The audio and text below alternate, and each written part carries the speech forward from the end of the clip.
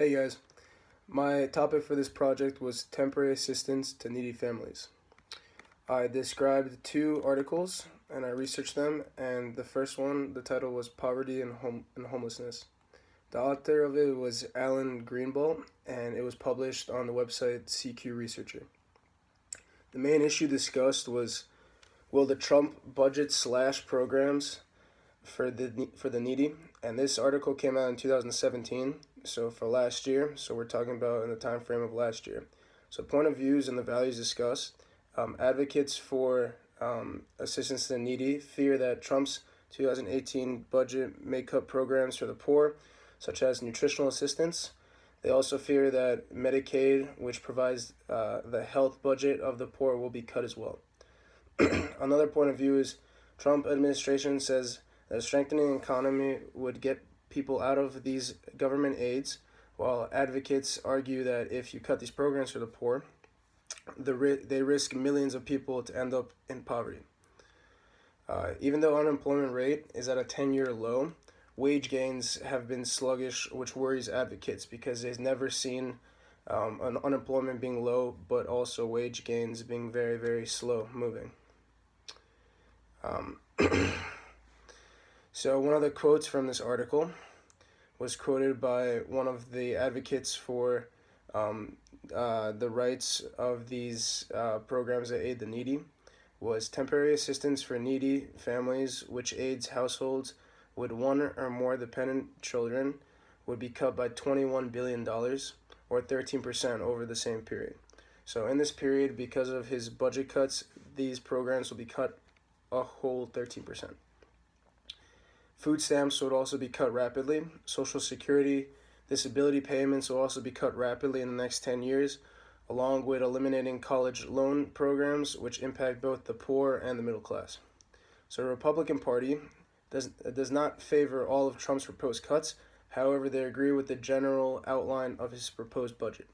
Generally, the Republican Party does not really believe in government aid as much as the Democrats. Another quote from this article was, by reducing the amount of the money spent by the government and offering workers and businesses tax breaks, the economy would grow and thus create more jobs that could bring people out of poverty, and they contend. So this is the opinion through the Republican Party on how, even if we're cutting down on these government-aided treatments, that the economy will grow and thus bring people out of poverty. And then another point of view is in Republican lawmaking states, they have attached work requirements, drug testing, and other different requirements to anti-poverty programs. So for example, when you go for welfare, you have to get a drug test. They have to see that you're avidly looking for a job, or if you do have a job, that you accept it.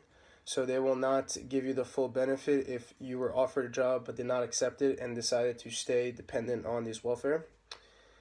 And conservatives have long been opposed to federal assistance programs, arguing that they risk creating dependency to the poor. So they risk people being dependent on these programs and just living off that and not looking for the job, aiding into the poverty and unemployment of this country. So I believe the larger issue in this article is a simple question: is federal assistance for the poor positively impacting America and its people? The article goes through facts discussing what it is, what is the current state of poverty in the economy. It also goes through the Republican point of view, why they believe cutting would benefit both the poor and the rest of the country. So my personal reaction to this is, I believe that federal government assistance for the poor is a very good thing, but only if executed correctly. I agree there should be certain drug tests and working requirements for associated with anti-poverty programs throughout the whole country, to make sure that certain people do not abuse these programs. I believe these programs should be a last resort, a means to keep a person or family on their feet while they actively search for a job and actively search how to get themselves out of these programs. If people use these programs like so, I believe they are great to have around. I believe life is hard and everybody needs a boost once in a while, and I believe these programs help people get back on their feet. The problems that arise and the reasons why they have differing government points of views for this matter is because of the part of the population that abuses these programs and becomes 100% dependent on these programs to live. So not searching for jobs, not trying to get out, just dependent on these programs. Okay, so that was the first article. The second article was the title Healthcare. I also got it from CQ, and this article was written by Bera Veda. It was published July 30th, 2018, and the main issue discussed is Will Affordable Care Act survive?